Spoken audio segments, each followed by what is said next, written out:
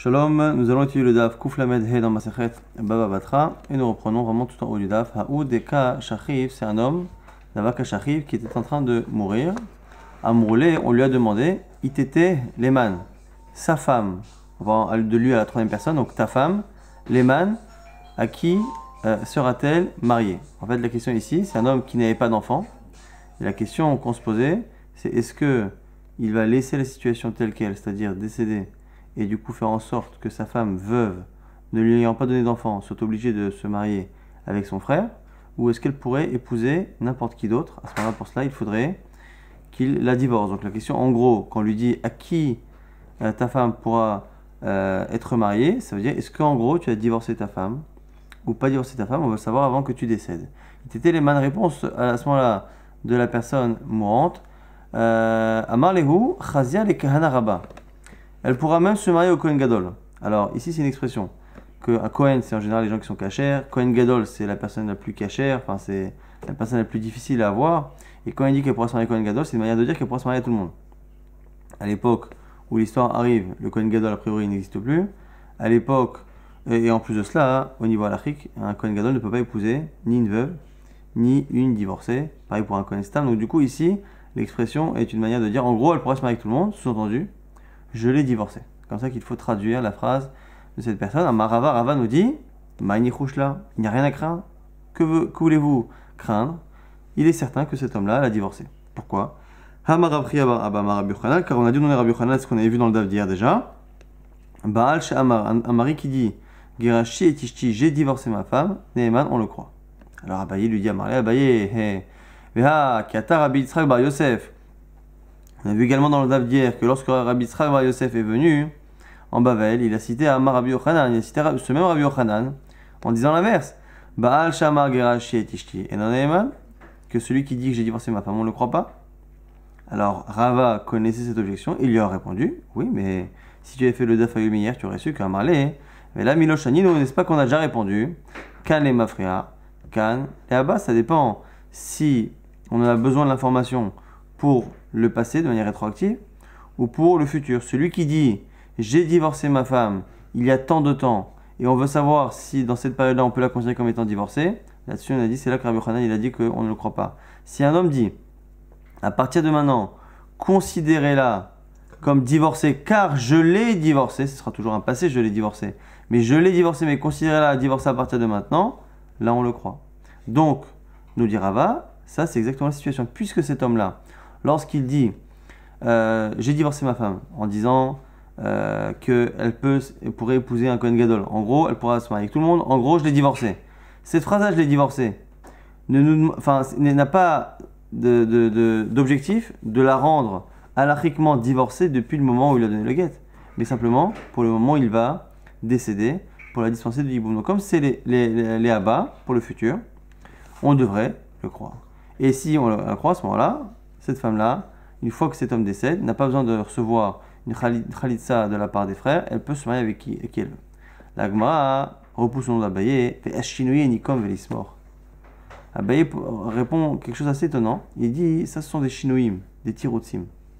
On a un enseignement de Rabbi Yochanan A, un autre B qui dit à peu près le contraire. Qu'est-ce qu'on fait? On propose de dire que l'un parle dans ce cas-là, l'autre parle dans un autre cas. Maintenant, on n'a aucune preuve de ce qu'on dit.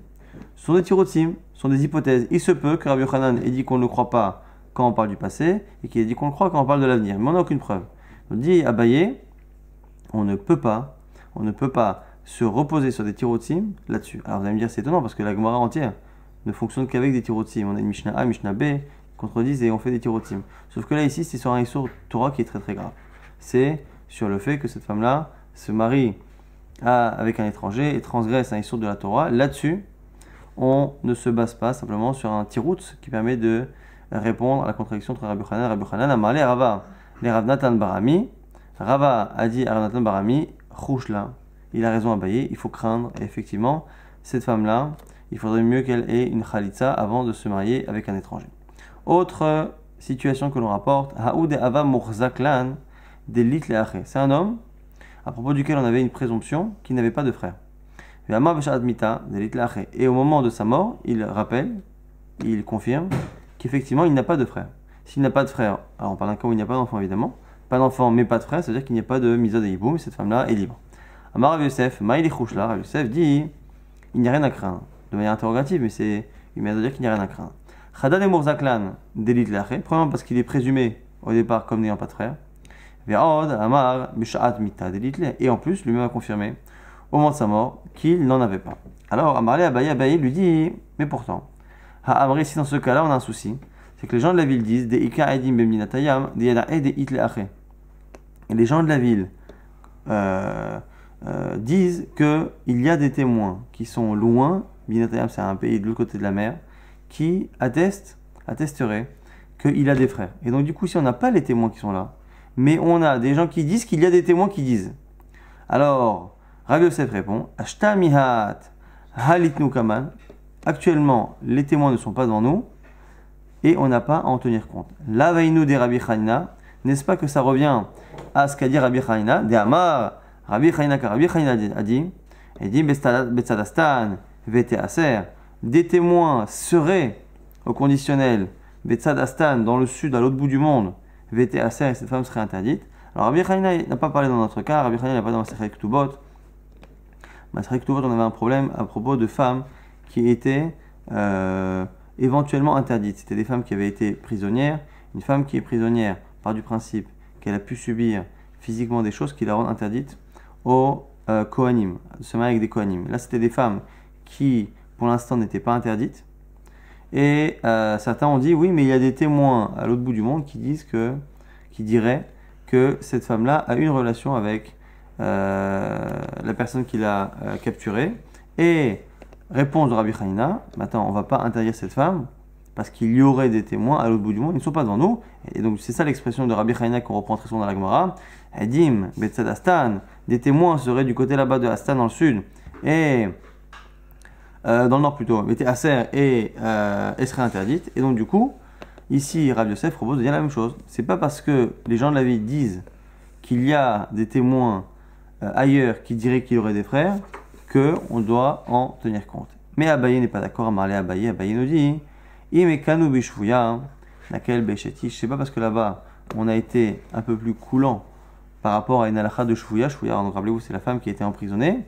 Et là-bas, pourquoi on a été plus cool? Plusieurs raisons. Premièrement, parce qu'on part du principe qu'une juive fait attention, parce qu'elle est emprisonnée, de ne pas avoir de relation avec son geôlier. De autre manière, on part aussi du principe qu'elle est restée dans la situation dans laquelle elle était précédemment. Elle est partie jeune fille sans avoir de relation. On part du principe que les choses sont restées en l'état. Et en plus, l'interdit qu'il y a pour un Kohen d'épouser une femme qui éventuellement aurait une relation avec quelqu'un qui n'est pas juif n'est pas aussi grave que le problème que l'on a ici. Laquelle béchetish, on aurait ici un problème d'échetish, en tout cas lié au mariage de cette femme-là, qui lorsque il y a des frères est contrainte d'épouser ce frère-là. Amar le Rava le Rav Natan Barami, Chouchla et Rava dit à Rav Natan Barami, Abaye a raison. Chouchla, il faut craindre effectivement ce qu'a dit Abaye et faire en sorte de tenir compte de cette rumeur qui dit qu'il y a des témoins au loin qui disent qu'il y a des frères. Maintenant on reprend la Mishnah. Dans la Mishnah, rappelez-vous, on avait l'exemple d'une fratrie dans laquelle un des frères attestait qu'il y avait un frère supplémentaire. On va partir d'un cas simple, imaginons qu'on a deux frères, et un des deux frères seulement dit qu'il y a un troisième frère. Ze'achi, on a dit Enon Eman, on ne le croit pas. Mais rappelez-vous qu'on avait dit plusieurs choses. On avait dit qu'on ne le croit pas de telle sorte à ce que si le père décède, le frère qui n'a jamais accepté, jamais dit qu'il y avait un troisième frère, ce frère-là recevra sa part. Donc s'il y a 3 terrains, le frère qui n'a rien dit recevra une part et demie. C'est le frère qui dit qu'il y a un nouveau venu, lui par contre sur sa part et demie qu'il devrait recevoir, il prend une part entière, qui revient à un tiers de l'héritage, et il laissera sa demi-part au frère qui l'atteste comme étant partie intégrante de la fratrie. Alors, maintenant la Gemara essaie de comprendre. Veidar, Maïka Amar, dans la Mishnah, quand on dit qu'un des frères, donc on a Réhouven, on va dire Réhouven, Shimon, Réhouven ne dit rien, et Shimon dit qu'il y a un frère. La Gemara dit, maintenant Réhouven le premier, qu'est-ce qu'il dit? On dit qu'il a un frère, mais lui il dit quoi? Il dit oui, il dit non. Alors, Veidar, Maïka Amar, qu'est-ce qu'il dit? S'il confirme et qu'il dit que c'est son frère,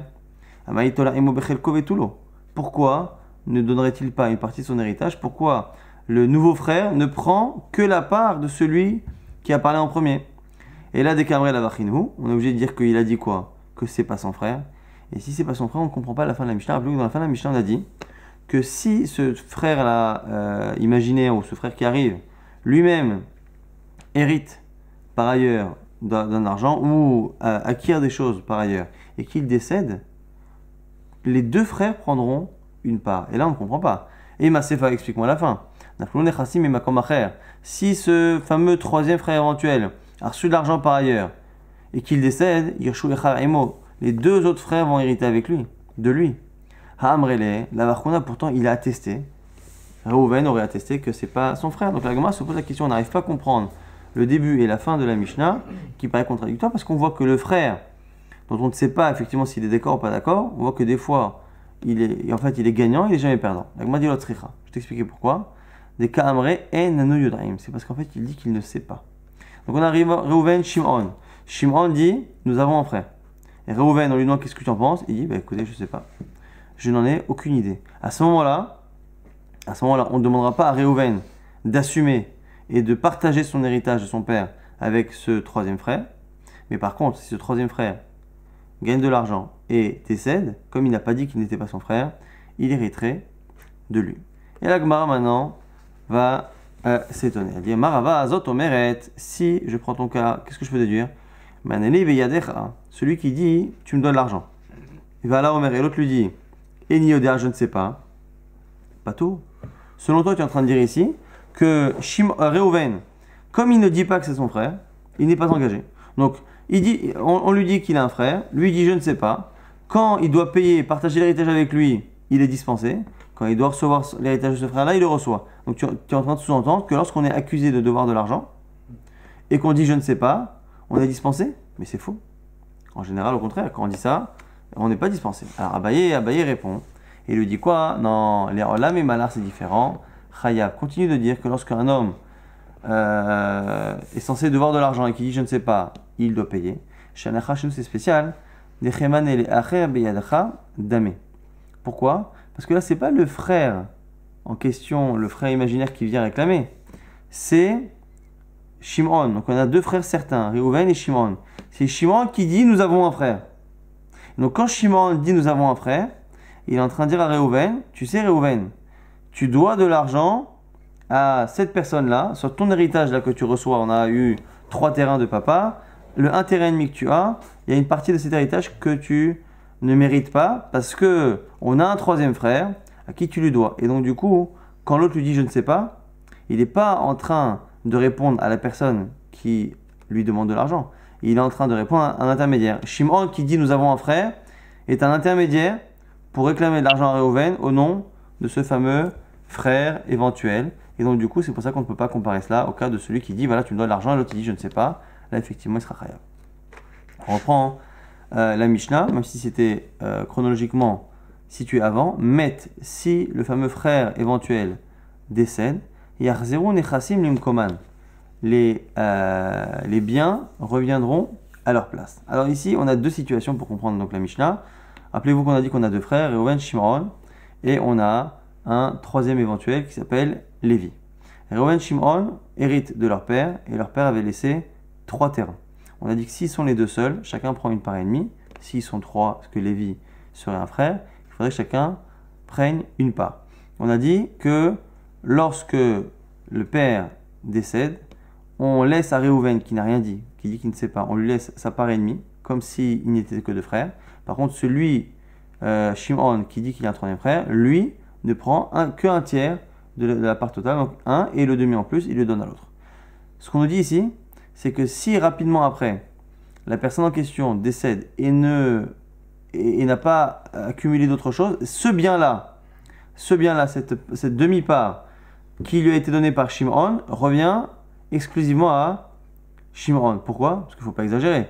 Déjà que Reuven a pris sa part complète, il a pris 1,5 comme s'il n'était que 2, il ne va pas en plus hériter d'une part qui mimanachar, qui soit appartient totalement à Shimon depuis le début si ce frère n'est pas le frère, soit elle appartenait à l'autre, mais du coup, lui, il ne peut pas récupérer une plus grande part que ce 1,5. Et donc, du coup, ça, c'est dans le cas où c'est ces biens-là qui reviennent. Par contre, on a vu dans le cas précédent que si ce troisième frère, là, éventuel, a accumulé des richesses par ailleurs, ces richesses-là autres, par contre, se partageront entre les deux frères Rouven et Shimon. Rava maintenant pose une question. Parce qu'il y a des cas qui semblent être entre les deux. Shvar sheshafru nechassim melehem. Si les biens ont fructifié. Mahou. Alors, la Gemara va préciser. Si les biens en question ont fructifié, mais avec un effort, avec l'effort des épaules, c'est-à-dire qu'on a porté les choses, on a travaillé, on ne se pose pas la question. C'est comme si c'était un argent qui venait d'ailleurs. Donc ce qu'on dit ici, c'est que si il y a eu donc le père qui est mort, on a vu que Reuven a pris sa part, Shimon a donné une partie de sa part, 0,5 des 3 terrains, il a donné au troisième éventuel frère qui est Lévi. Ce Lévi a pris ce terrain-là, l'a travaillé et l'a fait fructifier. Il est évident ici que la plus-value du terrain est quelque chose qui vient d'ailleurs.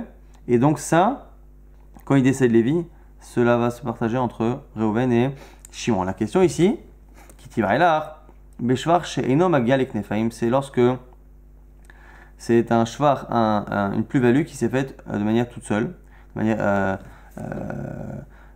automatique, qui gon, dit klavalim, comme un petit palmier qui a poussé, ara veaska sirton, comme ici un terrain qui a pris de la valeur, maï.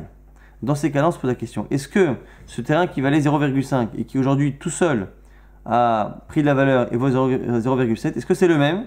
Et si c'est le même terrain, si Lévi meurt, il faut que ce soit que Shimon qui récupère sa part, ou est-ce que c'est une plus-value, ça s'appelle quelque chose qui vient de l'extérieur, et à ce moment-là, la plus-value en tout cas devrait être partagée entre les deux frères.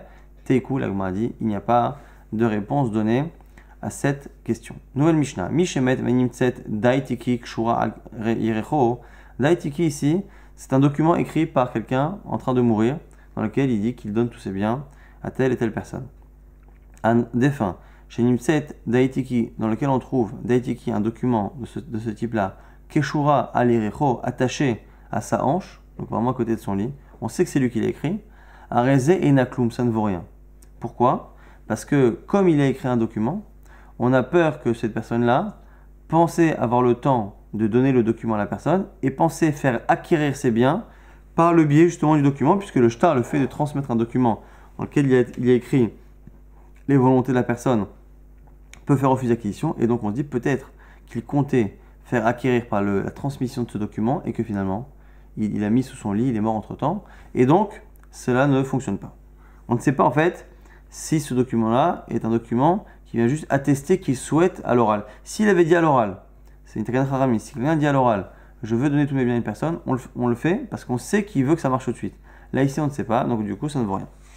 Zika ba le acher, dans le cas où il a justement fait en sorte qu'il y ait un kinyan, que la personne prenne possession, ben minayorshim, ben she'enan minayorshim, dvar kamin, que la personne, que le destinataire soit justement un héritier ou pas, ça ne change rien. La personne aura acquis les biens. La Gemara d'abord cherche l'étymologie du mot daitiki. Tanura banan dans une braïta. Ezohi daitiki, c'est quoi daitiki? Kol shekatuba, tout ce qu'il y a écrit dedans. Da tehe le mekam veliyot. Donc da tehe le mekam, cela est fait pour durer et être. Da tehe le mekam, daitiki, c'est un peu ici l'étymologie de daitiki. Maintenant, la braïta continue avec une expression un peu étonnante. Ve'ezehid matana. Et c'est quoi le cas où c'est une matana, c'est un vrai don? Kol shekatuba, à chaque fois que c'est marqué, mehayom ou l'acharmita, que je veux donner ce bien-là à telle personne, mehayom depuis aujourd'hui, ou l'acharmita, et pour après la mort. Alors la Gemara dit, et là, mehayom ou l'acharmita ou matana, t'es en train de me dire qu'on définit la matana comme étant cette expression-là. Si par contre il dit me'arshav, le matana, s'il dit depuis maintenant ça ne marche pas, la Gemara corrige, non, cette phrase-là doit être corrigée. Amarabaye achika amar, comme ça il faut comprendre. Ezohi matanat bari, shehike matanat shrimera. Quel est le cas d'un document écrit par quelqu'un en bonne santé qui veut donner, qui aura le même fonctionnement que le don de shrimera de quelqu'un qui est mourant, delokane la lechamita, qui ne prendra effet qu'après la mort. Kol shekatuvba me'ayom ou lachamita. Chaque fois que c'est marqué depuis aujourd'hui et pour après la mort, c'est une manière de montrer finalement que ce don-là ne prend effet qu'après la mort et non pas dès à présent. Ici, on va maintenant nous rapporter Yativ Rabba Ravuna, que Rabba Ravuna était assis vers Sadra de Berav, dans le balcon là-bas de chez Rav, Yativ et Ka'amar, et il a dit Mishme de Rabbi Yochanan, au nom de Rabbi Yochanan, Shriv Mera She'amar, un mourant qui a dit Kitvu Utnu Mané les Ploni.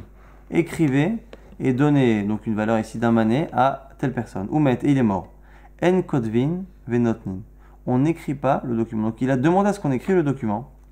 Et là on ne le fait pas. Pourquoi? Shema Gamal la Knoto et la Bishta. Parce que pour la même raison qu'il est marqué dans la Mishnah, de peur que sa volonté ait été d'écrire un document, de faire écrire et de le donner pour faire acquisition avec.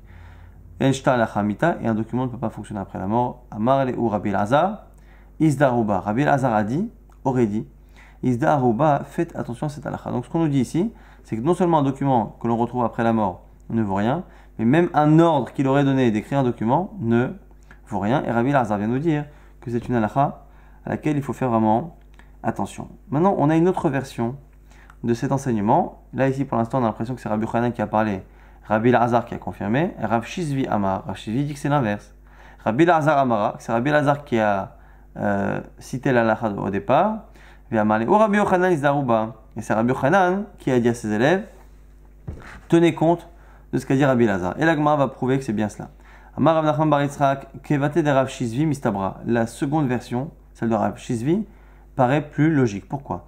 Iyamar Bishlama Rabbi Elazar Amara, car si tu dis que c'est Rabbi Elazar qui l'a dit, je comprends. Pourquoi? Parce que Rabbi Elazar est l'élève de Rabbi Yochanan. Donc, Istarir Rabbi Yochanan.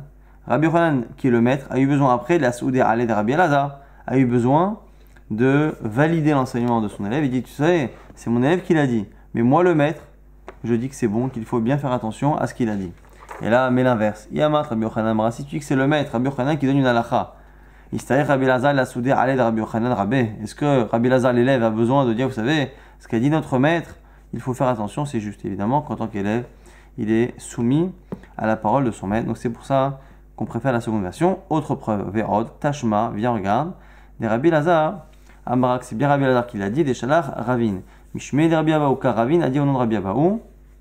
Et vous, Yodaim, Shalach Rabbi Elazar, les Gola, Mishum Rabbeinu, sachez que Rabbi Elazar a dit au nom de Rabbeinu, Rabbeinu c'est Rab, Shrimera, chez Amar, Kitvu Utnu Mané les Ploni, un mourant qui dit écrivez et donnez un mané à telle personne, ou mettez qu'il est mort, en Kotvim et Notnim, Shemalo Gamal Aknoto et la Bishta, on n'écrit pas et on ne donne pas l'argent, de peur que son intention ait été de le donner avec le document, et un document ne pourrait pas fonctionner après la mort, et donc, on voit bien ici que ça a été dit au nom de Rabbi Elazar. Au passage, là-bas Rabbi Yochanan dit, Rabbi Yochanan Amar Tibadek. Rabbi Yochanan dit qu'il faut tout de même vérifier le document.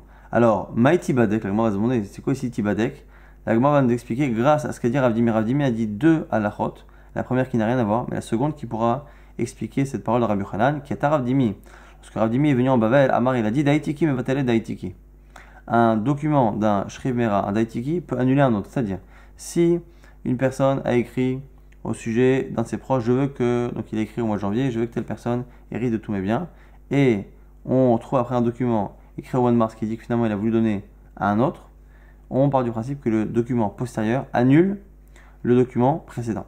Maintenant, Shriv Mera, chez Amar Kitvu Utnu Mané les Ploni Umet, celui qui dit écrivez un document et donnez un mané à telle personne, Umet et il meurt, Ro'im im kemiyape et kocho, à ce moment-là, Kotvin, ve imlav en Kotvin. Nous dit Rabbi Yochanan, il faut tout de même analyser le texte pour savoir si on peut l'écouter et écrire le shtar ou pas. Pourquoi? Parce que si on voit dans le texte que la personne n'a pas l'intention, dans le texte on peut deviner, est-ce qu'il est en train d'écrire un document qui va lui servir d'acquisition, ou est-ce que dans la chaîne du texte qu'il dicte, on voit finalement qu'il a fait déjà acquérir le bien à la personne.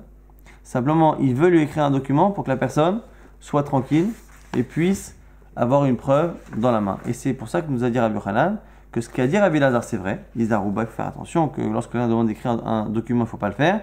Mais Tibadek, vérifie quand même le lachon, le langage de la personne, pour savoir si ce document était vraiment un document pour faire acquérir ou simplement pour posséder une preuve.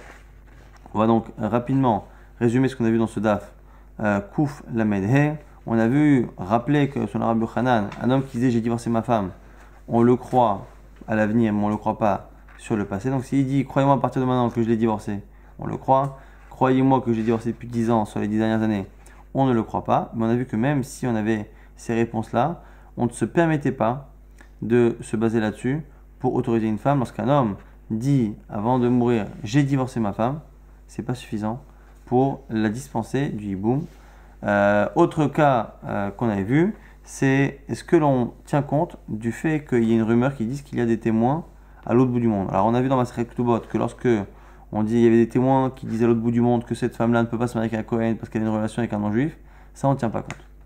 Par contre ici, des gens qui disent qu'à l'autre bout du monde, des témoins disent qu'il y a des frères et donc il y a une mise à hiboum, là dans ce cas-là, on craint, c'est ce que la Gemara en tout cas a conclu. On a vu dans la Mishnah, lorsqu'on avait dit qu'on avait Reuven, Shimon seul qui dit qu'il y a un troisième frère qui s'appelle Lévi. Reuven dit quoi? Il dit je ne sais pas. Comme il dit je ne sais pas, s'il y a un héritage qu'ils doivent partager avec ce troisième frère, Reuven ne donnera pas sa part. Par contre, si ce Lévi-là gagne de l'argent par ailleurs et qu'il décède, Reuven n'ayant pas dit que ce n'est pas son frère, pourra hériter de sa part. Par contre, la part qui aura été donnée par Shimon, si le père est mort en premier et que Shimon a donné sa part, cette part-là reviendra directement à Shimon. Et si elle a pris de la valeur d'elle-même, sans le travail de l'autre, on est resté sur un tékou, c'est-à-dire qu'on ne sait pas si la plus-value sera partagée entre Reuven et Shimon ou reviendra exclusivement à Shimon. On a vu également dans la Mishnah suivante que lorsque on trouvait un document à côté de quelqu'un qui venait de décéder et qui attestait que cette personne-là voulait donner à telle personne, on n'utilise pas le document comme étant une preuve que la personne a donné, parce qu'on part du principe qu'il est possible que cette personne-là ait souhaité donner par l'intermédiaire du document qui n'a pas été donné. Et donc du coup, cela ne fonctionne pas. Et on a vu que même lorsque quelqu'un demandait avant de mourir, écrivez un document à un tel et donnez-lui, on ne l'écoute pas. Et on était resté à la fin sur Rabbi Yochanan qui disait que même si on n'écoute pas, on fait tout de même attention de savoir est-ce qu'il a souhaité écrire le document réellement pour lui faire acquérir avec, ou est-ce qu'il lui a fait acquérir par ailleurs que le document n'est là que pour servir de preuve. Et à ce moment-là, on pourrait écrire le document en tant que preuve et partir du principe que l'argent lui est réellement